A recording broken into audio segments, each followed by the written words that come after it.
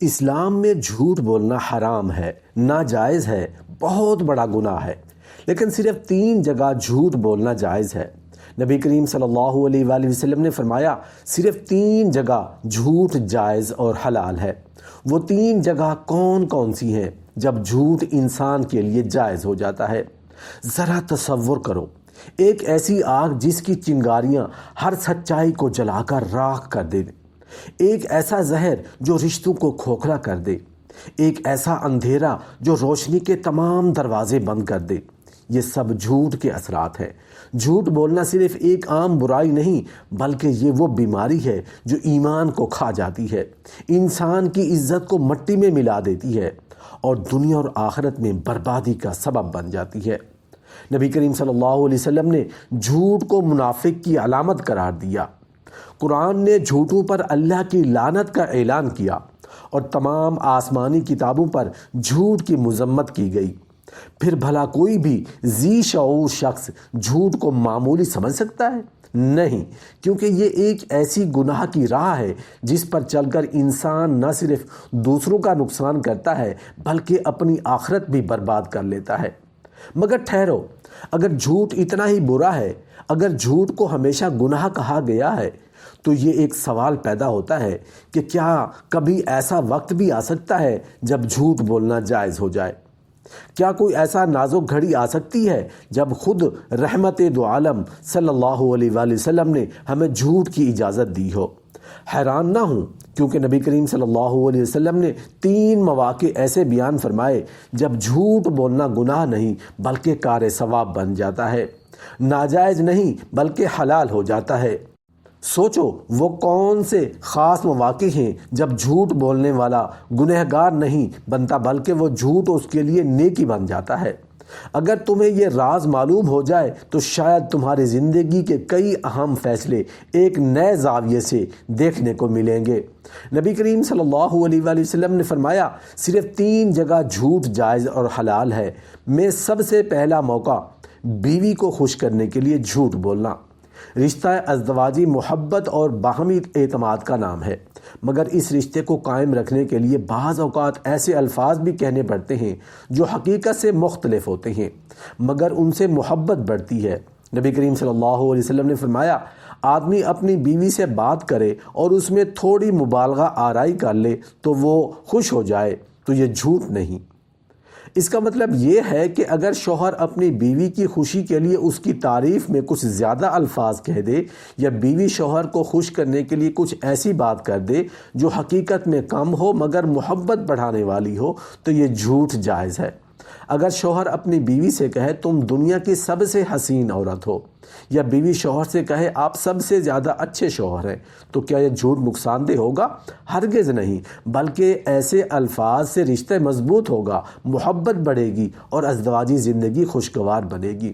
اگر شوہر اپنی بیوی کے ساتھ کھانے کو پسند نہ بھی کرے لیکن پھر بھی کہہ دے کہ تمہارا کھانا بہترین ہے، تو یہ جھوٹ نہیں بلکہ حکمت ہے، کیونکہ اس سے محبت اور عزت میں اضافہ ہوتا ہے۔ اسی طرح اگر بیوی شوہر کو حوصلہ دینے کے لیے کچھ زیادہ تعریف کر دے تو اس میں کوئی حرج نہیں۔ یہی وجہ ہے کہ نبی کریم صلی اللہ علیہ وآلہ وسلم کی تعلیمات ہیں جو ازدواجی زندگی کو خوبصورت بناتی ہیں۔ نبی کریم صلی اللہ علیہ وآلہ وسلم نے فرمایا صرف 3 جگہ جھوٹ جائز اور حلال ہے، میں سے دوسرا موقع 2 ناراض افراد میں صلح کرانے کے لیے جھوٹ بولنا۔ جب 2 افراد کے درمیان پیدا ہو جائے تو دل میں بغض بڑھ جائے اور رشتہ ٹوٹنے کے قریب ہو تو کیا ایسے میں تمہیں سچ بول کر مزید آگ بھڑکانی چاہیے، یا ایسا راستہ اختیار کرنا چاہیے جس سے دونوں کے دل جوڑ دیے جائیں؟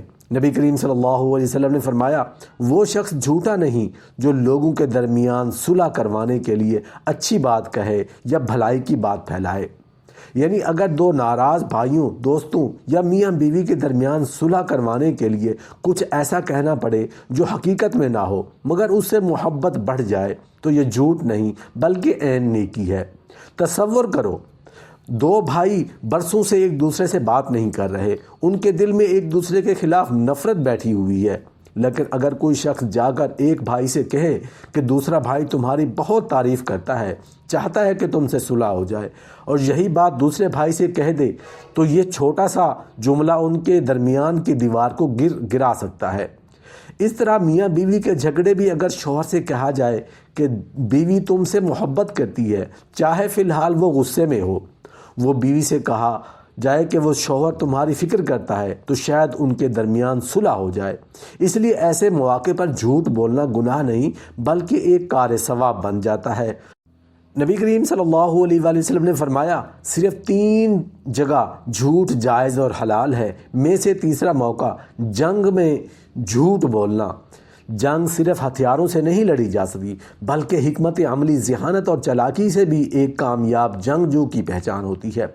اگر دشمن تمہیں شکست دینے کے لیے ہر ممکن حربہ استعمال کر رہا ہو تو کیا تم سچ بول کر خود کو خطرے میں ڈال دو گے؟ ہرگز نہیں۔ نبی کریم صلی اللہ علیہ وسلم نے فرمایا، جنگ ایک چال ہے، یعنی جنگ میں دشمن کو دھوکے میں رکھنا جائز ہے تاکہ مسلمانوں کو نقصان نہ پہنچے۔